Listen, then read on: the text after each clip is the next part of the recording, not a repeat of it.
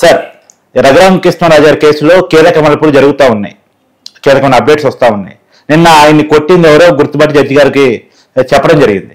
అది పక్కన పెడితే ఇంకో కీలకమైన వాటి కూడా మీడియా ముందు త్రిపురారు గారు చేశారు. A1 A2 నోటీసులు ఇచ్చి ఎప్పుడు పిలవబోతున్నారు అనేటువంటి మాట కూడా ఆయన అడిగారు. ఒకవేళ వాళ్ళని పిలిస్తే నెక్స్ట్ A3గా జగన్మోహన్ రెడ్డి ఉన్నారు. ఏ రకంగా ఉండే అవకాశం ఉంది? ఇక్కడ రఘురామ కృష్ణరాజు గారు కూడా అన్ని గుర్తుపట్టాడు. గుర్తుపట్టి అతను తులసి బాబు అని చెప్పేసి గవర్నమెంట్ మారిన తర్వాత చెప్పాడు ఆయన. ఆ తులసి బాబుని అరెస్ట్ చేశారు, బాగా ఉంది.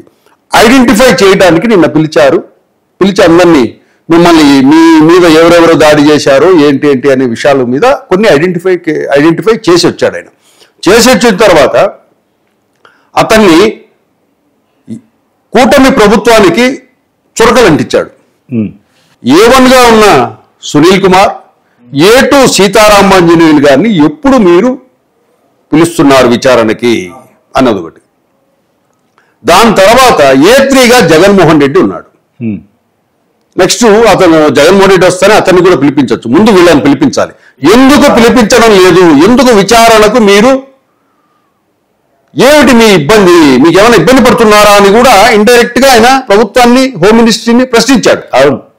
ఆ కేసు మీద రఘురామ కృష్ణరాజు గారు టీడీపీకి సంబంధించి పార్టీకి సంబంధించిన వ్యక్తి, డిప్యూటీ స్పీకర్ గా ఉన్నాడు.